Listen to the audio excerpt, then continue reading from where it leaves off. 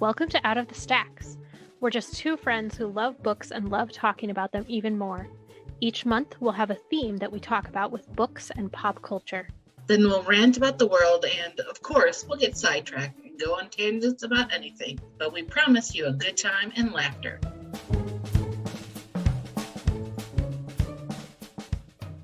Welcome everybody to Out of the Stacks. This is Amanda. And Carla. Hey Carla, guess what I did yesterday? What did you do? I went to our local Highlands Scottish games yesterday. I'm so jealous. It was a good time. It was rainy and cold, but it was nice to be out in kind of a small group. They didn't have large groups. You had to order, or buy your tickets in advance, and you had to show your vaccinated COVID card and everything. But, it was a crowd, and we didn't wear masks, and it was kind of normal, and it was nice. Crazy. It was crazy. It felt like 2018. Whoa. The olden days. I know, ye olden days. So I'm excited for the possibility of not wearing a mask anymore. But that's a whole side note. Yeah, we'll talk about that later. But I went to the Scottish games. There was the calling of the clans where we marched with our clan and they called our names and you shouted when your clan was called. Nice. And there were pipers and dancers and food and vendors. And was it Scottish food? Yes, it was Scottish food. So pies, hand pies, that kind of stuff? Well, they didn't have any hand pies, but they had, beer, of course, and they had Scottish food, or Celtic food, Mm-hmm. But it wasn't just hot dogs and brat, that kind of thing. Yeah. But it was really nice to be out, with the Scottish games. The guys were wearing kilts and they were throwing the cabers, the long telephone poles, and they were doing the shot put and where they tossed the wet wool bags up and over the kind of goalposty things. Yeah. It was fun. And it was really weird because this month we were talking about Scottish things. We are. And I was like, whoa. Yeah. It was really neat. And we're talking about Scotland because you and I are fairly Scottish. Yeah, we always talk about our Irish, history and our background, our ancestors, but we are also very Scottish as well. I like to call myself Scots-Irish, half and half. Well, actually, I am I'm both Scottish and Irish, but I am also Scotch-Irish, which is, I forget which king it was, sent Scottish people to Northern Ireland. I think I am too, because our Scottish came from Ireland and then the U.S. Did they come from Ulster? Yep. So Ulster Scots are they were sent, and it was the king wanted to turn Ireland Protestant, so he gave Scottish people incentives, gave them land if they moved to Northern Ireland, to Ulster. So Wikipedia says that 160,000 Ulster Scots emigrated to North America in the 18th century. Wow. Yeah, I think that's when my came. Yeah. Yeah. So maybe we're cousins, Carla. It could be. I mean, everybody's cousins if they're Irish. Yeah. Just because. Yeah. Just because. Yeah. So I thought we should talk about Scotland today because we love Scotland. We do. And people may be thinking, but this is a book podcast. Yes. Yeah. It is. And we're going to talk about books. Yeah, we talk about books. We talk about more than books, but there are a lot of Scottish books out there if you think about it. And we're going to tell you about them. Yes, we are. Yeah. Okay. Do you want to go first with your book, or do you want me to? I'll go first. So the first one I have is called Letters from Skye, Skye. Okay. So it's the Isle of Skye. That's what they're talking about there. It's by Jessica Brockmole. And this actually, my sister, my oldest sister went to Skye. Well, she went to Scotland by herself a couple of years ago. Long story. She went over to the Isle of Skye and she bought this book while she was there.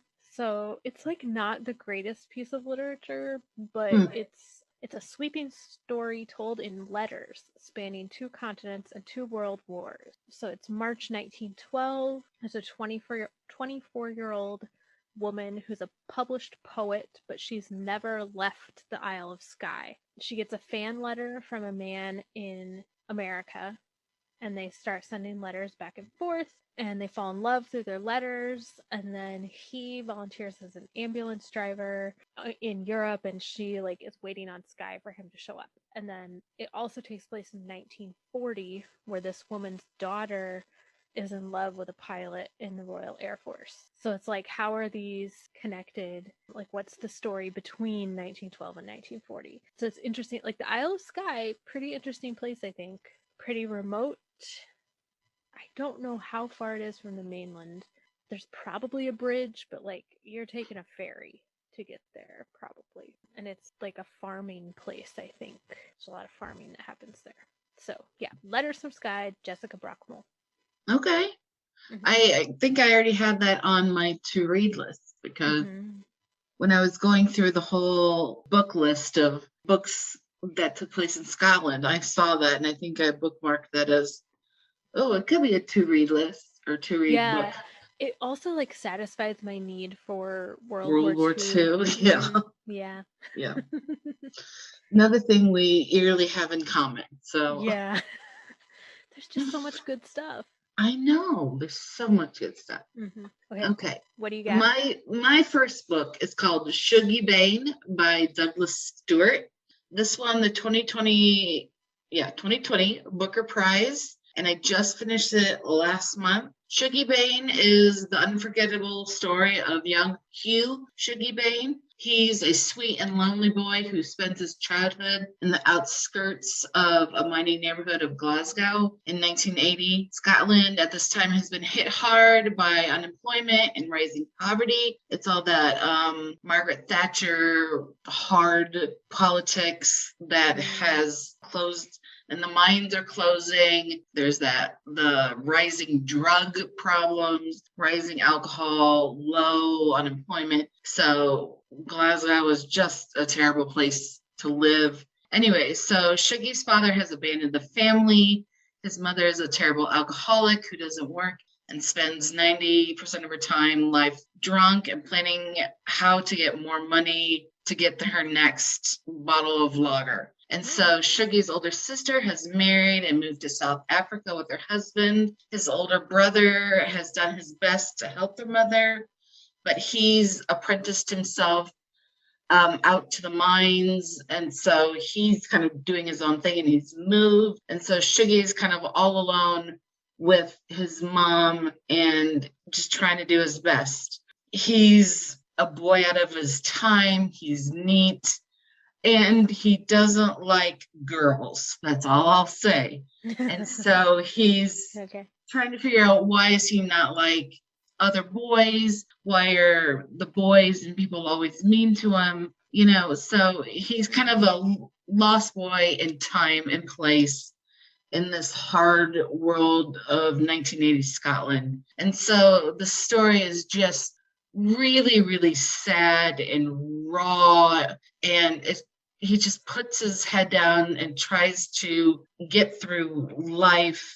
And at the end of the story, he's finding his path and he's doing his best. I think he's maybe in his late teens, maybe 20. So his life isn't figured out, but he's kind of in a spot where he's doing okay. And so if you want to read, it's not uplifting and it's not happy, beautiful, mountainous, bagpipe Scotland, but, it's truthful and raw 1980s Glasgow, Scotland.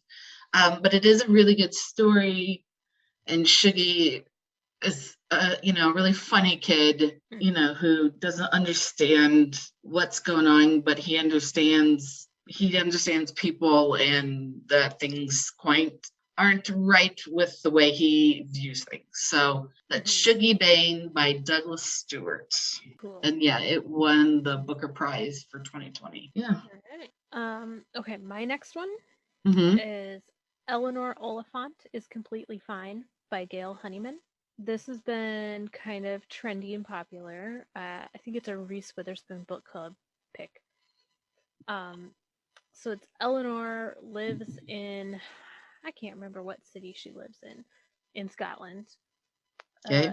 Edinburgh, maybe. So Eleanor is pretty socially awkward. She's probably on the autism spectrum. She works in an office. She's very good at her job, but she has she doesn't know social cues, and like she can't function in society. And she strikes up a friendship with the IT guy in her office. So it's like the story of Eleanor like learning how to trust people and learning how to understand people too, like how to understand social cues and function in society. It's called Smart, Warm, and Uplifting, and like yeah, I would like Eleanor is difficult to like because she's so like one track mind, black white. So she's difficult to love, but you grow to like her. I guess it's in Glasgow also. Modern times, lots of people have read it on my friends list. So, and it's just a really well written book. It's one that's hard to describe, but it's well written, and like you really come to be immersed in it, I think. So yeah, Eleanor Oliphant. She's completely fine. It's completely fine. Yeah, that's one I've not read. I know a lot of people have read, but yeah, for some reason it skipped my have read list for some reason. Well, if you have the time, I would recommend it. Okay. Definitely. My next one is nonfiction. I've read a lot of fiction books that have taken place in Scotland, but a lot of them are trashy romance novels that I have not marked on my to-read list, so I can't quite figure out. So I'm going to go for the unobvious choices. So my next ones, next one is The Complete Poems and Songs of Robert Burns. Oh, Robbie Burns, yeah, is considered the poet of Scotland. He famously wrote the poem addressed to a haggis. A haggis is not a real creature. It's a national dish of Scotland. It's read every Burns night, which is once a year. There's Burns night, and they celebrate Scotland on that night. He's regarded as a pioneer to the Romantic movement, and after his death, he became a great national source of pride.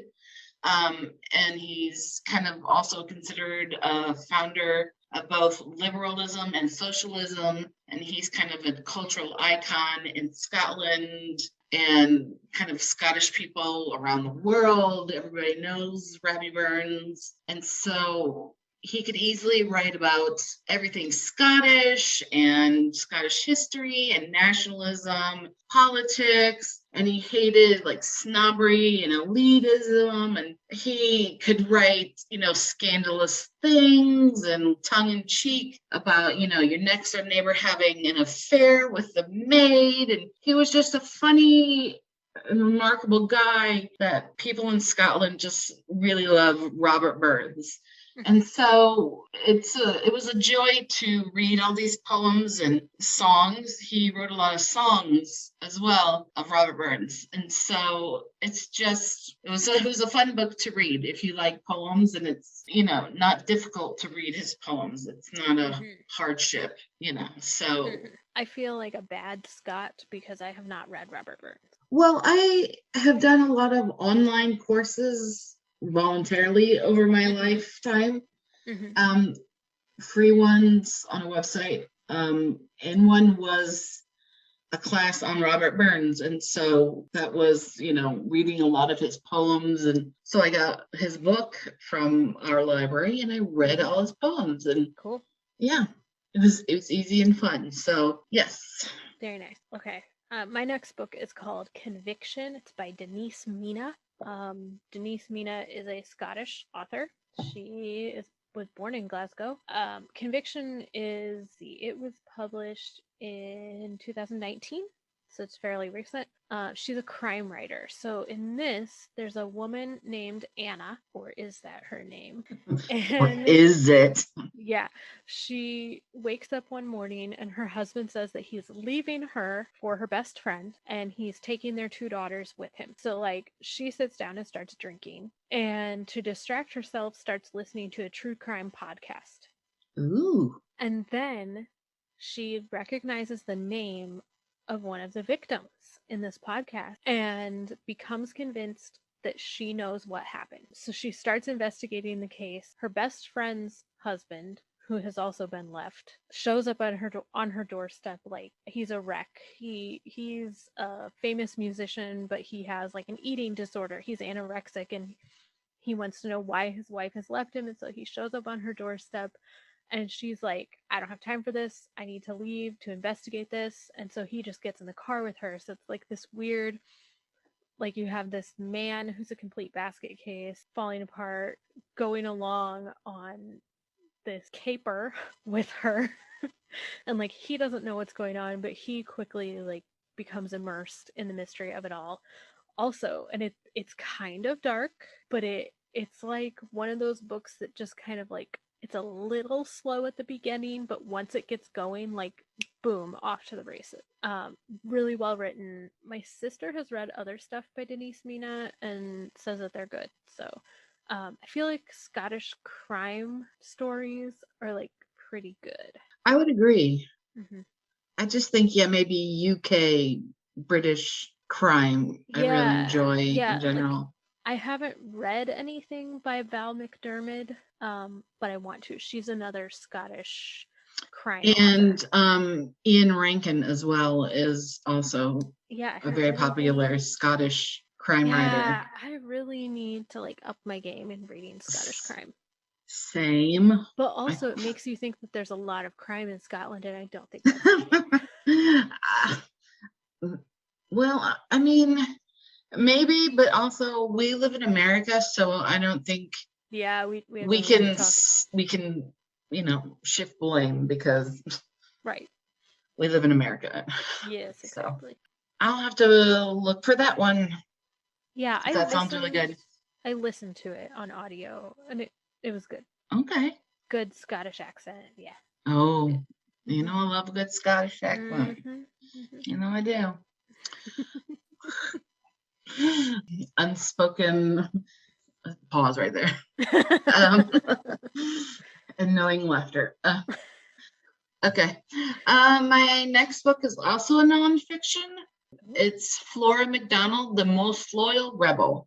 And this is a nonfiction book about Flora Macdonald's voyage over the sea to sky with the fugitive Bonnie Prince Charlie dressed as her maid.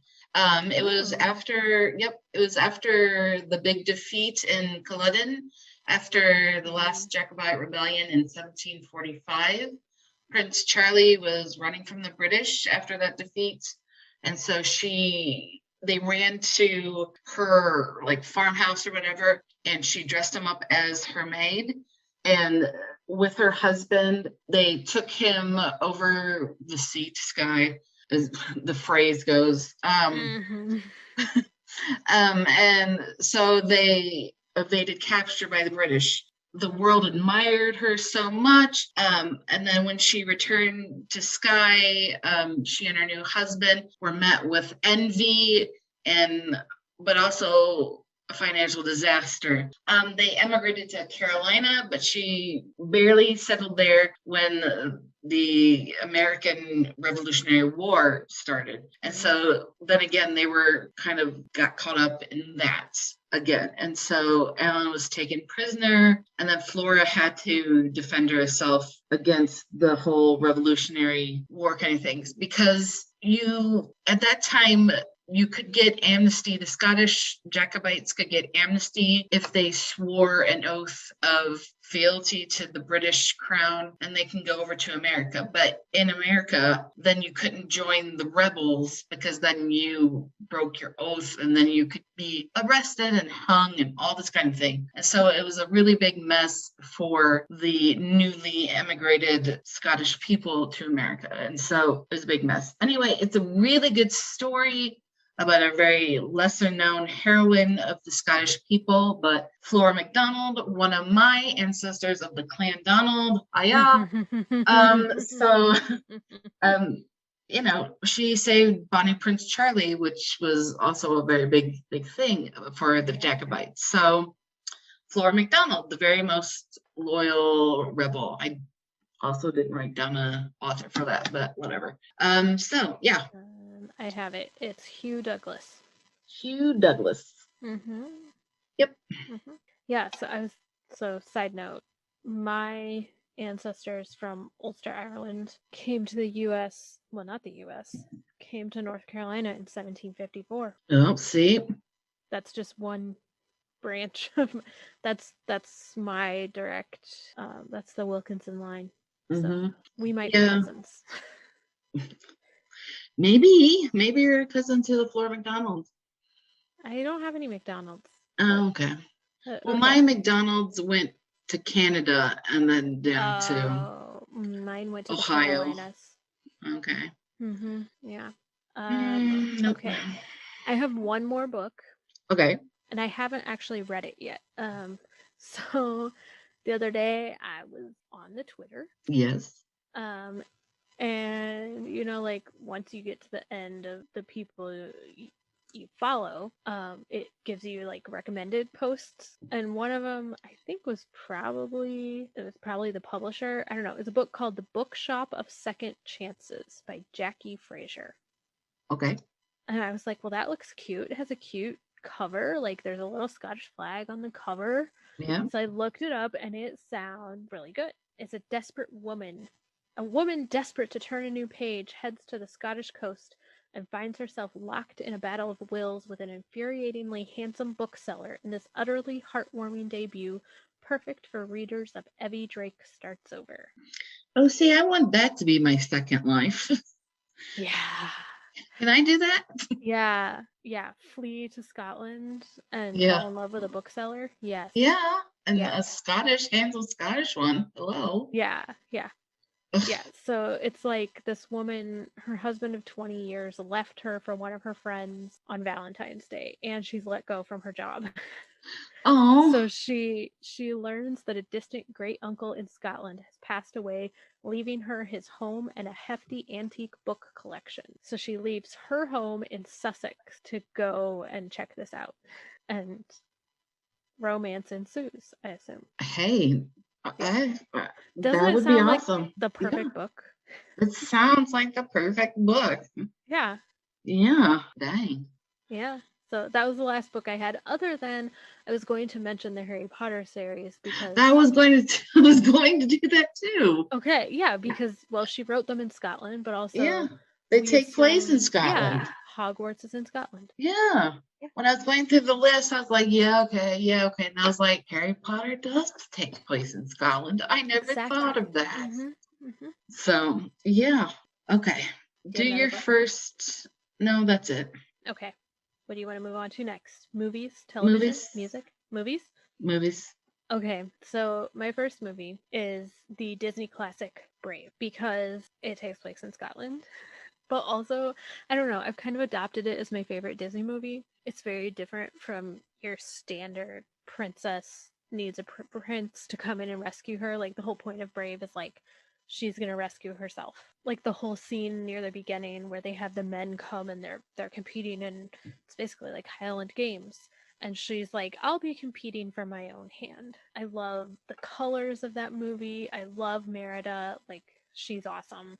The music is so good. That is one of my favorite soundtracks. Like the instrumental and the vocal music. There's a lot of really good bagpipe in it. Like, I don't know if you have to be partly Scottish to really enjoy bagpipes. Like, where a lot of people would hear loud screeching noise, I hear a sweet, sweet melody. It sings in your blood. It does. Exactly. It does. It No, I get blood. it. I get it. Every Memorial Day, we go to the Presbyterian church in the teeny tiny town where my grandma grew up. Mm-hmm. Presbyterian, Scottish. Like, my grandma grew up in this town that was basically all Scottish settlers. So my grandma, I think, is probably 100% Scottish. So every Memorial Day, they have a service at this church, and like everybody who comes is related to me somehow. And the family bagpiper comes and he plays his bagpipes as we walk to the cemetery. Like, and a lot of people might think that's really weird. To me, that's totally normal. Nope, I would enjoy that. Can I join your family? You absolutely can. Yes. And then I can show you around the cemetery where I'm related to every, probably not 100%, but almost every single person buried in this cemetery. No, see, all my mom's family's slightly from Ohio, then all my dad's family is slightly from Michigan, and so I have no ties in Illinois, and so the fact that you have this this weird to people, memory that's cool. But I've got a lot of family. So I got a call from I don't know how we're related, distant cousin. He called me from the tractor as he was planting soybeans to ask if I would play taps. Like, yes, I will play taps. I was planning to anyway. Didn't think I had a choice. Okay, I lied. There's like one Irish ancestor and one maybe like Norwegian ancestor on my grandma's side. But other than that, it's all well, you gotta branch out a little bit. You can't just have an up and down tree. Right. Gotta get a little bit of blood in there. Yeah. Okay. Yeah. Okay. So Brave. That was my movie. I forgot what we were talking about. Okay. Yes. Go. Okay. My first movie is Trainspotting and T2 Trainspotting, which is the sequel to Trainspotting. Have you seen that? No, I haven't. Well, it's a very raw and like very dirty. Yeah. So it's not for the squeamish. It's a story about Renton. He's deeply immersed in the Edinburgh drug scene. He tries to get clean and get out despite the allure of drugs and the influence of friends. This movie is raw and emotional, and it gives the honest look at Scotland in the late 80s. And so when I was reading Sugi Bane, I was kind of getting the feeling of Trainspotting when I was reading Sugi Bane, because it's the same raw and naked feeling of Scotland in the 80s. Yeah. It stars Ewan McGregor, Jenny Lee Miller, Robert Carlyle, Ewan Bremer, and Kevin McKidd. What a cast. No kidding. So you should watch it because it's like an all-stars of all the big Scottish names. Yeah. Kelly Macdonald. And Kelly Macdonald, yes. Voice of Merida. Yes, she is. But she plays a very small but sad part in this. But it's a brutal struggle with drugs, poverty, and the dynamic between these friends. Ewan McGregor so wanted this part and was so wanting to be like immersed in this scene that he even offered to like mainline heroin to like get this vibe, and the producers or directors or whatever were like, no, please don't, but it's it's a really good movie, but it's not like the romantic version of Scotland that a lot of people want. Yeah. And then T2, Trainspotting the Sequel, came out 21 years after the first one. It's also Renton returns to Scotland and reunites with his old friends. It stars Ewan McGregor, Ewan Bremer, Jenny Lee Miller, and Robert Carlyle. Renton has to stave off the draw of his old toxic friendships and the allure of toxic behaviors again. And so he wants to stay clean, but, it's his old friends and his old hangouts, and will he, won't he? And so both are really good. Ewan McGregor's so amazing in these. I mean, they're just so good. Cool. They were on Netflix. Yeah, they're gone now. I checked. Okay. They're so good. I mean, if you want to know Scotland, I think you should watch movies like this as opposed to like the, like Braveheart and the Rob Roy and the this is the true like heart of Scotland as opposed to like the big name productions that has the handsome men and the bagpipes and the big sceneries that we've all fallen for and like, oh yeah, and this is really good. And it reminded me a lot of the Sugi Bane novel that I read because it's just that dirty, sad, but honest look at Scotland. So yeah. Yes. Okay. What's your next movie? My next one is called Stone of Destiny. Under the throne on which the British sovereign is crowned. So, like when Queen Elizabeth was crowned, she sat on this chair, and that chair has a special name. There is a stone. It's called the Stone of Destiny, and it, it's like very important to the British people that this stone be in this chair, and I can't give you the whole history of the stone, but do you know what I'm talking about? Like, have you heard of this? Okay. Yes. So in 1951, 4 students from Glasgow decided that they were going to steal the stone because it came from Scotland, and they were like, that's our stone, we need to get it back. And it's a true story about these students, and they stole it. And I think something happened after this, like there was some agreement they came to that like, okay, Scotland can have the stone, but when we have to crown a sovereign, you have to let us have it back so that we can do that, and then you can have it back. So it's part of the story is Scottish nationalism, and like that's still a thing that like people in Scotland believe we should be our own country. We should break away from England, and there have been votes about that, and it hasn't happened, but I don't think the votes have been, I think they've been kind of close. So again, pretty good cast. Charlie Cox is the main character. He, I don't know, probably most people know him from the Daredevil TV show, but Charlie Cox, Billy Boyd of Lord of the Rings, Robert Carlyle again, and then randomly Kate Mara, who's American, but she's Scottish for a bit. But yeah, it's just a really neat story. Again, a part of Scottish history that like you might not know about. It's an interesting part of it also. And true story. Yeah. Stone of Destiny. I'm not sure where you can watch it right now. I don't remember how I watched it. I think it was like just streaming somewhere when I watched it. I may have seen it or I may have heard of it because it sounds slightly familiar. Yeah. Oh, it's currently available on the Roku channel. Oh, there you go. So if you have a Roku, you can stream it for free. Okay. My next one is called The Angel's Share. It came out in 2012. Okay.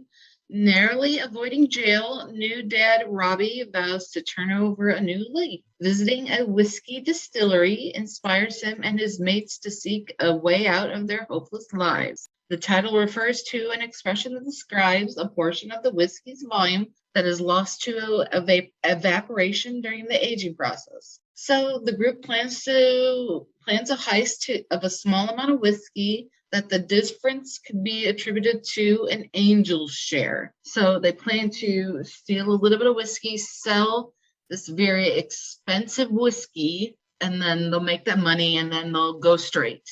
And so things don't quite go to plan, and maybe it's for the better that it doesn't go to plan. This movie kind of reminds me of Trainspotting. It's not quite as like drug heavy, but it's really genuinely Scottish. It's got that kind of naked, honest feel with kind of, I wouldn't say bit actors, but like truly very B-level Scottish actors. They're not name brands.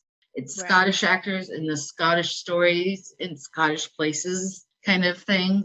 And it's a really good, funny story. It's, these petty criminals who can't seem to get straight no matter what they do. You know, they're always getting into crime and getting arrested and just can't be straight for the life of them. And they just come up with this scheme that, you know, it could never work. But, you know, it's better that it doesn't work. And, you know, it's a good story. And it's called The Angel's Share, you know. Yes. Yes, I am familiar with the Angel Share from touring bourbon distilleries. There you go. Yeah. Yep. Okay. I have one more movie. Okay. It's called Joyeux Noël, which is Merry Christmas in French.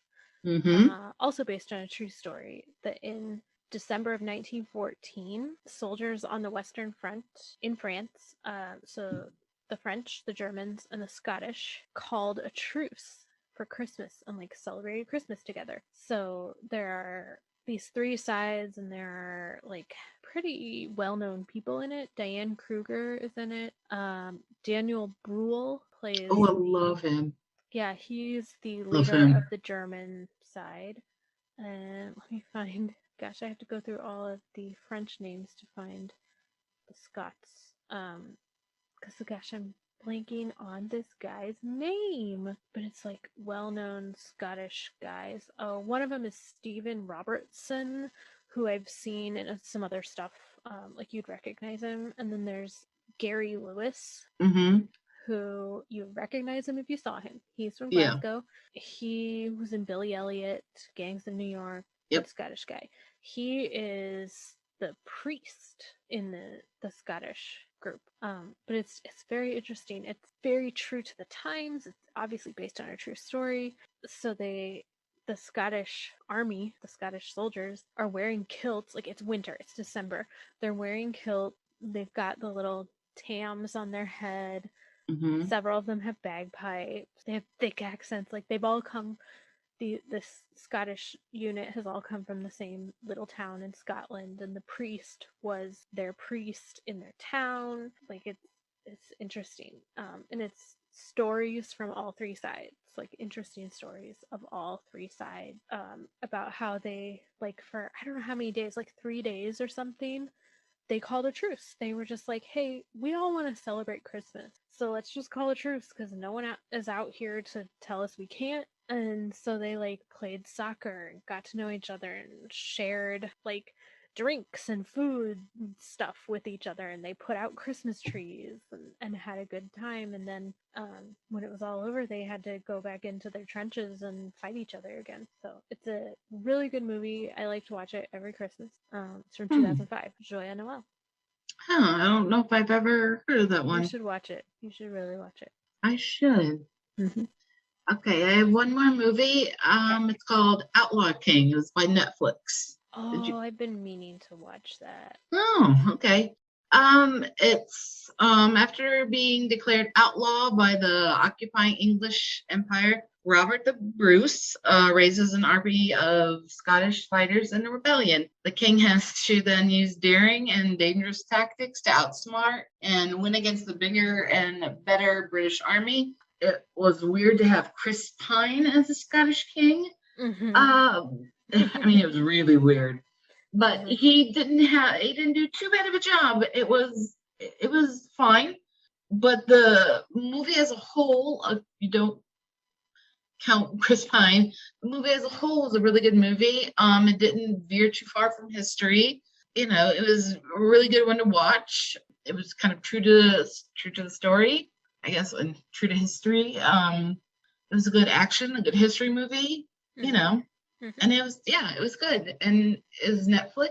Netflix didn't skimp on money, so it was a good one to watch. I heard they skimped on clothes, though. Yes, they did. I mean, Chris Pine ain't too bad to like watch. You know, it was just weird to have a Scottish accent coming out of his mouth. And that's part of the reason why I haven't watched it. Yeah. And it wasn't like a real Scottish accent. It was one of the like British Scottish that. But I mean, I don't even know what Robert Bruce's accent would have been. Maybe it would have been a fancy half British, half Scottish kind of thing. But you know, so It wasn't bad. It was worth to watch. You know, it's not like you had to pay anything. I mean, other than the Netflix fee, but you know, it was decent to watch. Outlaw King on Netflix. Okay. You know, I like Robert the Bruce things. Yeah. And so, yeah. Okay. Moving on to television. Television. Okay. So I'm excited about this one. Okay. My first TV show is Shetland. Have you ever watched it? Yes. I like that. Love it. Okay. So the guy I said was in Joy Noel, Stephen Robertson. He plays Sandy in Shetland. Yes. So Shetland is, again, crime drama. Go Scotland with your crime drama. It's based on books by Anne Cleves.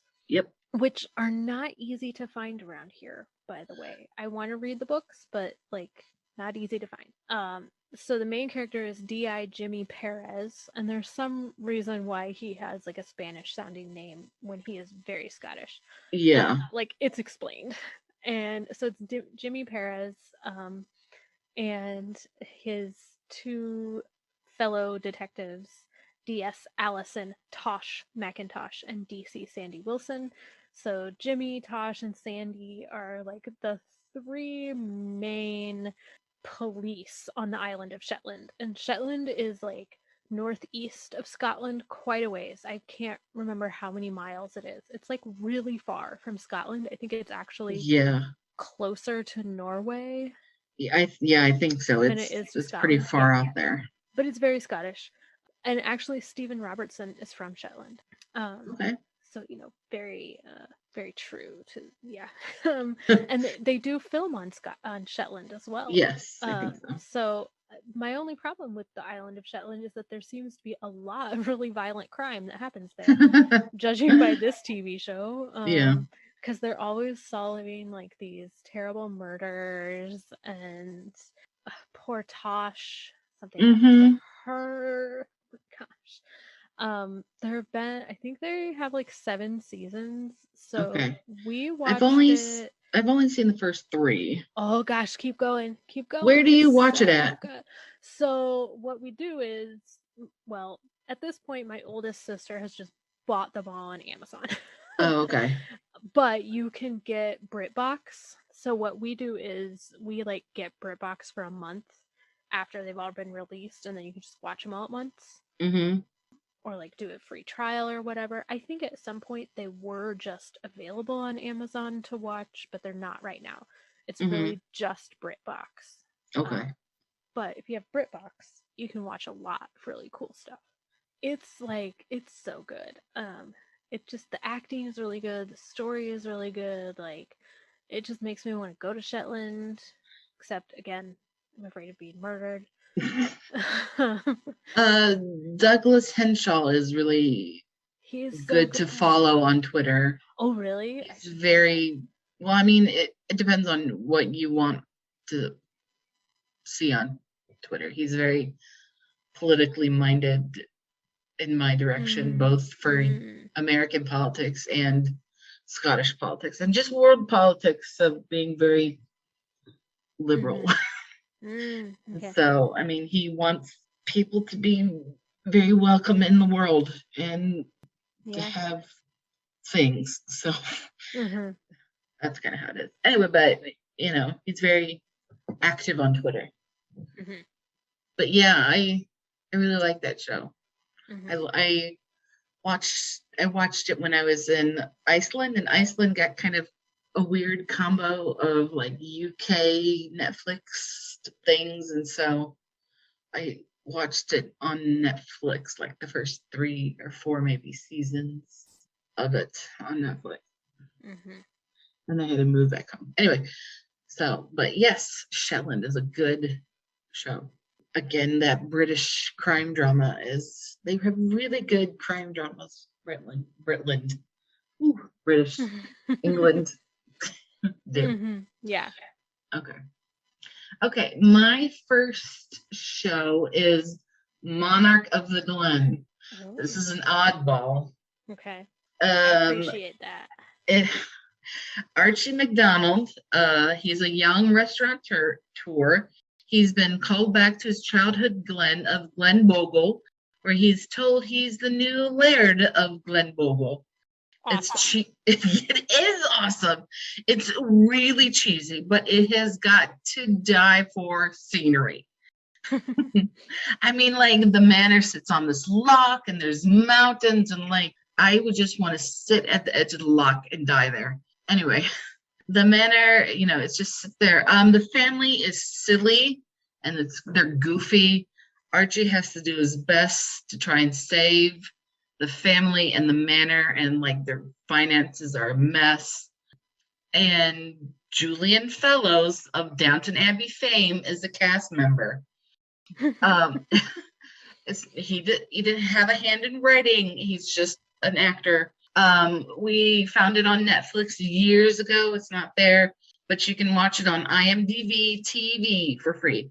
There's 7 episodes, but it's only 4 to 6 episodes per season. So it's a quick and fun watch. There's, like Scottish hunting. There's the like gameskeeper. I know there's a word for him, but he's like an oddball who, has been there forever. And there's kind of this love triangle between Archie, the gamekeeper, and this, I wouldn't say she's a housekeeper, but like a cook / whatever she does around the house. And there's like this father figure, and there's this dog.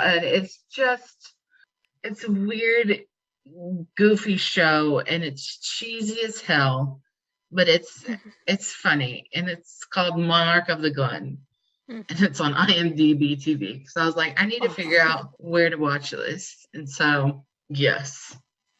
Sounds good. Yes. Okay. My next one, I only have crime dramas to share. That's fine. Deadwater Fell. It's a mini series. I think there are 4 episodes. So the lead in this one is David Tennant. Oh, and love him. It is, well, you might not. When a seemingly perfect and happy family is murdered by someone they knew and trusted, cracks appear on the surface of a supposedly idyllic community. So I believe it's his family are murdered brutally. And so it's this mystery of who killed them and why. And I don't want to say anything more other than it's really well acted, but it's pretty dark. Okay. It's pretty dark. It's not really available to stream anywhere. It's maybe on Hoopla. Yeah, it's on Hoopla, so you could watch it that way, or Acorn TV if you've got Acorn. Yeah. Which is another good one to get if you want British crime dramas. Yes. I think we watched it on Netflix. So it was on there, but it's not anymore. I love David Tennant. Sorry, even if he's a murderer. Good. He's just. I love David Tennant. Have you watched? It's on Hulu now, but it's staged. It's with him and Michael Sheen. It started off that right as the pandemic started, they were due to have a stage performance, and it got canceled, of course. And so the premise of the show was they were, talking about, we don't have our, play anymore. But when all of, the pandemic, everything starts back up, let's just go ahead and rehearse over Zoom. So when everything starts back up, we'll be, ahead of everybody else because we've rehearsed, and, we won't have to be way behind. So let's just go ahead and do this. And it kind of is like they've recorded, like in quotations, you can't see me, like they've recorded like their talks of, shouldn't we, do this whole like recording and pretending that we're going to, rehearse online for this show. And they've made it into like a TV show called Stage. And it's just really funny because they, are like, just kind of like are bickering back and forth like husband and wives, and they're just like best friends, and they just are silly. And it's called Stage. I would just recommend it because, it's David Tennant and Michael Sheen just at their best being themselves, and I mean, it is a show, but it's also not a show because they're just legitimately being themselves. And it has their wives, so it's Georgia Tennant and Michael Sheen's wife, Anna, I don't know her last name. And it's got all sorts of like big name people dropping in, like Samuel Jackson drops in, Dame Judi Dench was in there, and all sorts of people in the second season. It's really fantastic. Anyway, that's on Hulu. I mean, so I guess that kind of half takes place in Scotland, half takes place in Wales. Yeah. So anyway, that's not my show, but that just talking about David Tennant made me remember that. Anyway, my second show officially is called Hamish Macbeth. It's also another oddball. Hamish Macbeth is a police constable in the small Scottish town of Lochdu who occasionally bends the rules when it suits him or when it helps some of his fellow eccentric townsfolk. It stars Robert Carlyle, who also, full Monty. He was on Once Upon a Time, as well as the Trainspotting, and then your Joyeux Noel. It's really funny, and it's like crazy Scottish town folk. There's 3 seasons. Hamish is deep down a good guy under that gruff Scottish exterior, and the townspeople are just wacky people who just break the laws in these like weird ways. And Hamish doesn't know like what to do to get these people to act right, So it's on Amazon Prime as well as IMDb TV, and it's a good funny show. And so I wish it was more than 3 seasons, but they just cut it short, I guess. It also co-stars Shirley Henderson, who you might know as Moaning Myrtle. Yes. Yes, now that you say that, I remember that. She's actually like 55. Yeah, she's his love interest. Okay. Yes, and she's really good in it too. She's really good. Okay. Yes. Okay. All right, my third and final, The Loch or Loch Ness, depending on, I think it's called The Loch in Britain and maybe Loch Ness here. Again, another crime drama. It's a search for a serial killer. It's only 1 season. It's 6 episodes. So it's a detective who finds her first murder case and has to deal with that. I don't recognize a lot of names other than Siobhan Finneran, who is in Downton Abbey. She is... What's her name? She was the maid, she's female valet. The what's I could just click on her name and it would tell me probably. O'Brien. Yep. She's O'Brien in Downton Abbey. So she plays a detective constable, DCI. So she's like a higher up who comes in and like tries to kind of take over the case. So not a lot of familiar names or faces, but very well done. Again, I think it's one that I watched on like Netflix or something, but it's now just available on Acorn TV. So okay, sorry about you, but it's a good one. There are just, again, so many crime dramas. That's okay. Again, we come from America where everybody's murdered, so yeah. But this one like beautiful scenery. Yeah. Yeah, at least they have beautiful scenery. I don't know about us. I guess we do, but our country's just so big that we have a lot of flat scenery. We have a lot of flat scenery and ugly scenery as well. This one, like, it's interesting because it takes place in Loch Ness, but it's less of like the mythical Loch Ness and more of like just the actual place. Several characters run boat companies where they take people out in the loch to try to look for Nessie, and like it's kind of annoying to the locals, I think. So it's an interesting look at a place that you think you know. Okay. My last show is called Burniston. It's kind of very, very, very offbeat. You really can't find it anywhere. It's a comedy sketch show that is set in the fictional Scottish town of Burniston. It's Burniston. It's the fictional Scottish town near Glasgow. This is by far my favorite show in the entire world. Wow. If I had to watch one show for the rest of my life, it would be this show.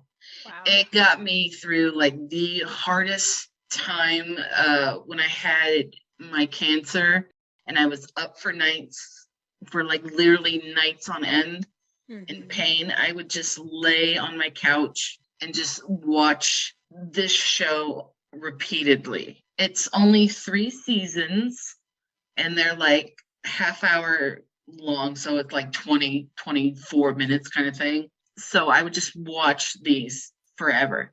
And it's really hard to find. You can low key watch it on YouTube or like on a BBC, whatever, if you're in the UK.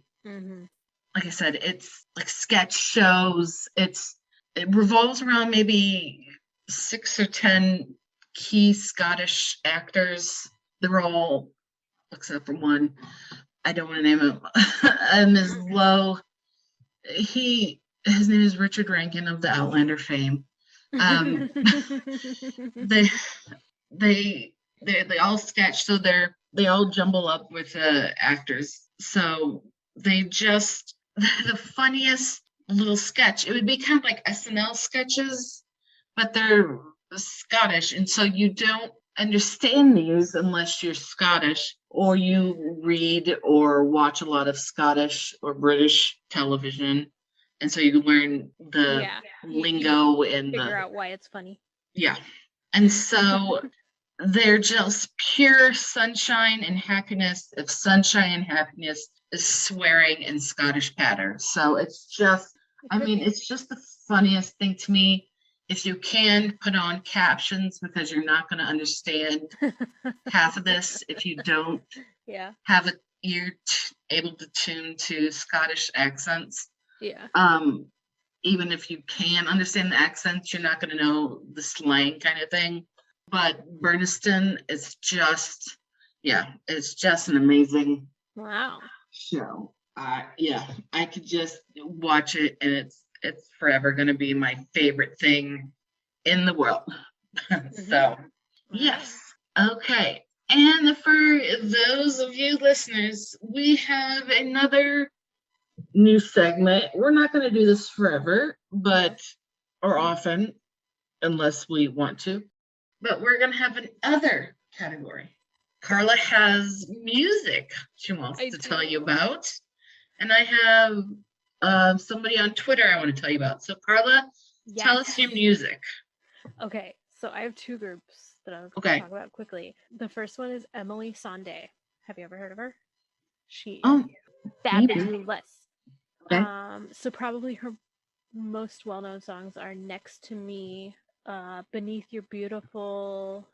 Okay, no, I have heard of her. I think I have some of her songs. She was raised in Aberdeenshire, Scotland, by an English. Her mother is English and her father is from Zambia. And she has like one of the most pure, happy voices ever. Like, all of her songs are joyful. Like, I love them. I have all of her albums. My dream is to see her live someday. Yeah, she's just awesome. Her accent, her speaking voice, like, it almost sounds like she doesn't have any accent, because it's kind of British with like a tiny hint of Scottish, but almost like no accent at all. It's very interesting. So yeah, I love her. The other music artist is Manran. So I first found them. We have an Irish Fest in town every year, and they were one of the artists at Irish Fest, like, I don't know how many years ago. They are a Scottish band, and they like guitar, flutes, pipes, drums. They're just really good. Like, it's kind of traditional pop. I don't know. It's just really good stuff. If, as you know, if the bagpipes sing to your blood, yes, you will enjoy Manran. Okay. I think they have like 3 albums. Yeah, good stuff. I have a music. It just came to me. Yeah. Almanac, or Almanac. I don't know if I said it. It's kind of I wouldn't call them like a pipe band, but there's a piper, there's heavy percussion, bass drum, there's a ballroom. It's very guttural. It's not like sweet. It's very tribal. I heard them like years and years ago, maybe 15 plus years ago, at our Old English Fair, which is kind of our local Ren fair. And it's just, it brings you back to like the Pictish times, you know, that kind of really deep tribal, you know, like drum warfare kind of feeling with kind of the war pipes, you know. And it was Almanac. I haven't listened to their music in a while, but it's really good. But yeah, I love Scottish music and Irish music, but Scottish music especially. I love because the bagpipes. It sings to my blood. It does, Carla. I mean, goosebumps and just get you lightheaded and just, it does. Yeah. You know how it is. I do. You do. Okay. I want to talk about somebody who's on Twitter. She's at the handle at Lennysaurus, Lennie Saurus, like dinosaur, Saurus, Lennysaurus. She champions the Scots language, not Gaelic, but it's more than slang. A lot of people say it's just slang, but it's a step more than that.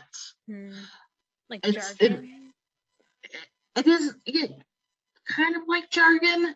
She explains it better, but I can't, I couldn't quite find her definition.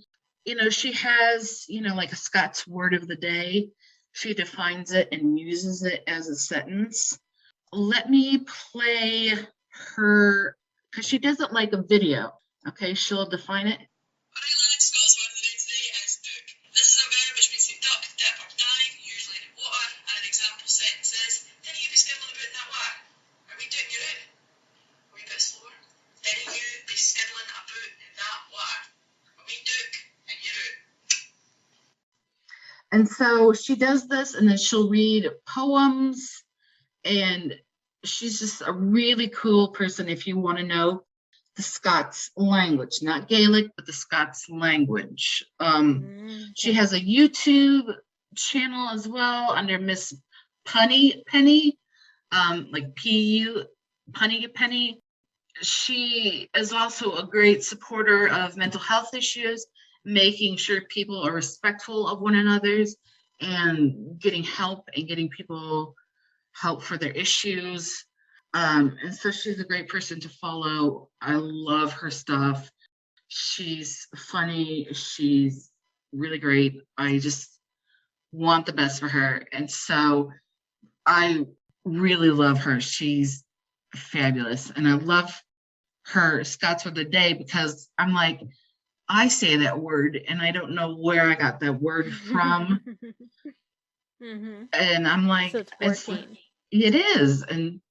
And so I don't know if it's like grandparents or I heard it somewhere on a television show or a book. And I'm like, hey, look at me. I'm, you know, speaking a little bit of Scots. Anyway, so I want to have everybody go follow at Lennysaurus on Twitter. Yep. I follow Scotland on Twitter. It's just at Scotland. At Scotland. Yeah, like they just post like, you know, pretty pictures and like articles. I think it's like basically like their tourism Twitter, but like articles and stuff about Scotland. A lot, like here's one about driving a whiskey powered car. You know. Ooh, yeah. You know how it is. Yeah, that sounds like a very Scottish thing to do. Yeah. So, yep. Oh, well, this has been a fun Scottish talk. Yes, it really has. Any rants? I don't feel like I'm in the mood to rant. I'm not either. I'm feeling pretty good. Yeah, I'm very excited. We've both had our shots, and yes, We've had both of our shots for a while, and the CDC says we don't have to wear masks because we've been fully vaccinated. Mm-hmm. Which, like, I feel like that's more like for me. Like, I'm safe if I go out without a mask, but are others safe if I'm not wearing a mask? Like, this is like a moral dilemma. Yes. I'm probably still going to wear masks in stores because it's still a law in Illinois to wear your mask. The governor has not revoked or rescinded, I guess is the better word, rescinded that law. Yeah. And so I think for a while at like the bigger stores and the busier stores, I'll wear a mask. Yeah. You know, just because it's for a year I've had to wear a mask and it's more ingrained in me, and it you know, I don't know if I'm comfortable. I know. Well, it's like, it's also this thing of like, okay, if I go into like the grocery store or whatever and I'm not wearing a mask, are people just gonna think I'm a jerk? Like, yeah. I don't want to be a jerk. So it's an interesting situation, but I feel like we're working towards the next great milestone here. Yes. Things are looking up. And I think we, the vaccinated we who are allowed to not wear masks, will slowly feel better about not wearing our masks. I think the unvaccinated people who don't want to be vaccinated, who should be wearing masks, they're not going to be wearing masks anyway. Right. Which is sad. But here's something I don't get. If I have a rant, it's this. Okay. People. Okay, so there are like two kinds of people who aren't getting the vaccine. There are the people who just don't believe that this is a real thing and don't think there's any need to get the vaccine because it's all fake anyway, and so why should I get the vaccine? Like, so like the logic is there that, you know, I'm not saying they're right to believe it, but they don't believe it's real, therefore they don't want to get the vaccine because they don't feel like there's a point. Okay, I get it, whatever. Then there are the people who are like, don't want to leave their house, don't want to take off their mask, but also don't want to get the vaccine. I don't get it. Well, I have a friend in the South who a lot of her neighbors don't, I don't know if they don't believe in COVID, but they especially don't want to get the vaccine because they think that it is a death chip. Like, you'll get vaccinated and then the government at some point will want to kill you, and then they'll just flip a switch and you'll die. I mean, there's they could just do that with the phone in your hand. So. That's what I said. I was like, do they not realize the chip you see everywhere? Yeah, I know. I was just like, oh God. There's no chip, people. There's no chip. No. It would hurt more if there's a chip going in. Right? Like, they can't make a chip that's like so small you can't see it with your eye that they're going to inject. Do you know how expensive that would be? Like, yeah, no they're not going to make it free. Want to spend that much money.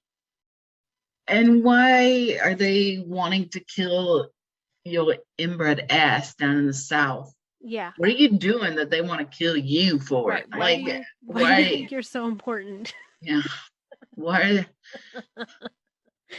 do you think they're watching you? Anyway. Yeah. No masks for us vaccinated. I think I'm excited. Summertime will be better. Yeah. Maybe we can go back to our favorite restaurant and maybe they'll be able to do trivia. Yes. Yeah. Yeah. I was thinking about that. Could use some fries. Yes. Yeah. With the cheese sauce. The cheese sauce. We need to look to see if they are gonna get trivia. They're just still doing curbside trivia as far as I know. How do you do curbside trivia? It's not a competition. I did it once. Like, I went to pick up food once, and they give you a sheet with all the questions, and then they post the answers the next day on Facebook. It's just for yourself. No, I don't know that. Do we still have a gift certificate to use? Possibly. I don't know. You'd be like, is this good 2 years later? 2 years of a pandemic later? Yeah.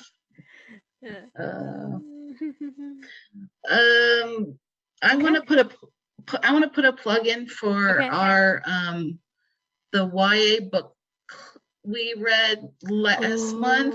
Not this month. Oh, okay. Although when we did this month, but the Be Not Far From Me from Mindy McGinnis. Yeah. That one was really good. It was a teen girl who got lost in the Appalachian Trail Mountains, and she hurt herself really badly and had to get herself safe and home. It was really good and like really action packed. Yes. But and the short. book really short. But the book we read for this month, The Left-Handed Booksellers of London, by Garth Nix, was also really good. And yes, I would recommend that as well. I haven't finished it yet, but I'm on my way. It's really good. It's really good. Like, it's really good. Whoa. Yeah. Yeah, well. And I was like, is this a series? This has to be a series. But no, it wraps up in one book. Because I'm like 10% done. And I'm like, this has to be a series. This can't be done in like the last few pages. No, he wraps it up in one book. I'm like, it could be a series. You totally could make a series out of it. He could, but yeah. I checked Goodreads and it's not like book one of. Bummer. But I know. But it's good. So yeah, I'm gonna plug those two books because they were really good. Yeah. Those are really good books. Yeah. So good picks by me. Yeah, good picks by you. Yeah, clap. Good job, me. Yeah. You helped. Good job, you. Well, I don't know if that was one time. Well, whatever. But yes. Anyway, I really like this podcast. So yeah. Okay. That's it for now. All right. I want to go to Scotland now. I know. I guess I'll just read my books. Someday. Yeah. I think, well, now that we're vaccinated and everything's opening up, I think the UK I think they said summer or fall, maybe they're going to allow Americans back. So someday it's going to be sooner than we were thinking. Good. So that's a plus. Yeah. Okay. All right. Yeah. All right. Bye. Thank you for listening to our random thoughts and musings. Join us next time for more unpredictable conversations.